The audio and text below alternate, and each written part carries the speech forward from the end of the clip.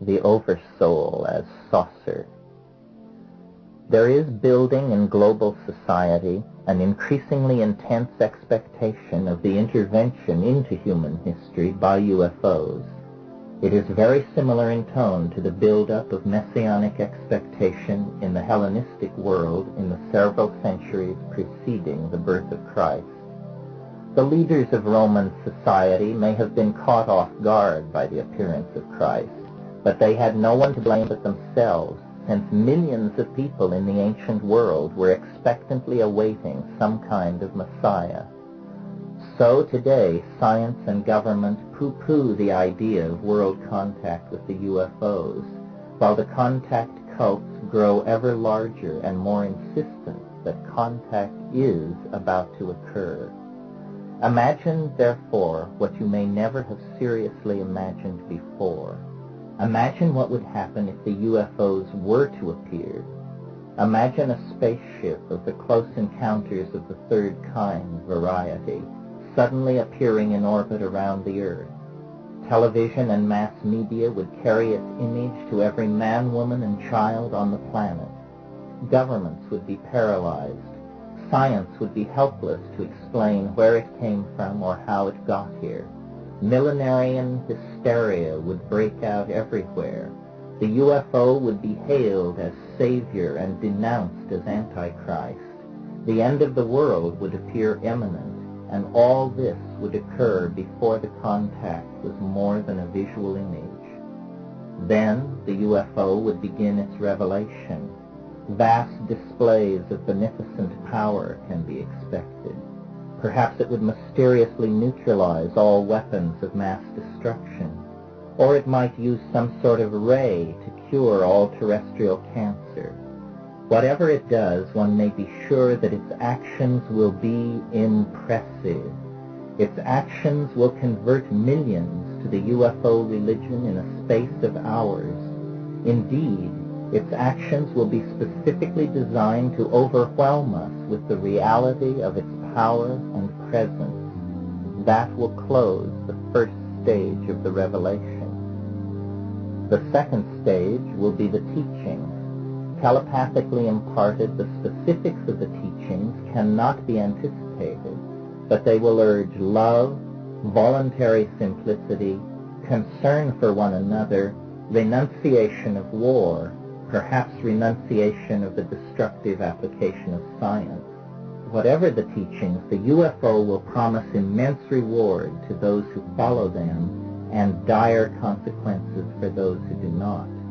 And the teachings will be delivered in so poetically perfect a way, so rich in understanding and appealing nuances, that no one will doubt their origin in a being wise and good and immensely superior to ourselves. The delivery of the teachings will set the stage for the third and last and most shocking phase of the revelation, the departure. The saucer, promising vaguely to return, will simply disappear. The entire process could take less than a month. If this seems a short time, recall that the entire public career of Christ lasted only 3 years.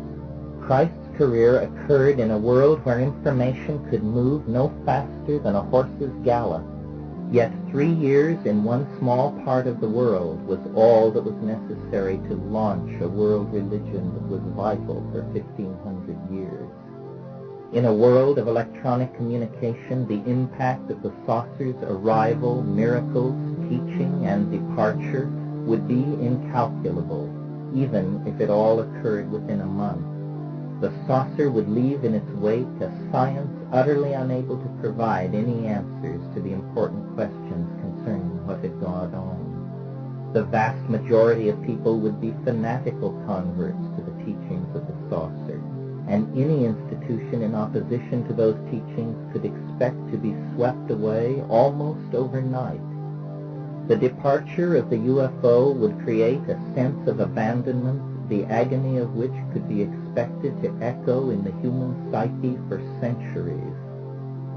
The only panacea would be the religion of the saucer, the religion left behind. Science would be discredited and soon abandoned in favor of 1,000 or more years of exegesis of the Saussurian message. Is it not a familiar pattern in the light of our discussion of Christ and Rome? What will never be said in the wake of such an event, and so must be said now while there is still time for all of the above could occur and yet still be deception.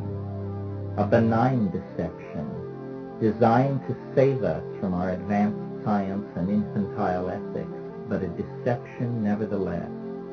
The saucer, no matter how alien it appears, no matter how advanced its demonstrations of power, is not a vehicle from some other star system. It is the oversoul of humanity up to its oldest trick. If one knows this, one can live through the revelation and the destruction of our scientific world, and yet evade the immense power of this most powerful of all transference phenomenon, and thereby maintain the integrity of one's own soul and spirit. Remember, I am not a debunker of flying saucers or a defender of science. I am a contactee, and this book is the painstakingly told story of my own involvement with the UFOs. I am one of those Vallée has pinpointed as being a carrier of ideas that pave the way for the scenario I have just described. Yet from it all I have learned that there is no religious revelation more satisfying than the hard-won fruits of simple understanding. And there is no liberation to compare with freeing oneself from the illusions and delusions of the age in which one lives. I reached these conclusions through my use and familiarity with psilocybin and other psychedelic drugs. They immerse their user in the world of the oversoul and make one privileged to at least a part of its mechanics of operation. They allow a private dialogue with the oversoul that is outside the context of the struggle between science and revelation, that leaves no choice between the alienation of the rationalist and the tired formulas of the fanatic believer. Psychedelic drugs hold out the possibility of healing the breach between science and morality at the level of the individual, thus freeing one to evolve independent of the chaos and transformation the UFOs may soon bring to humanity.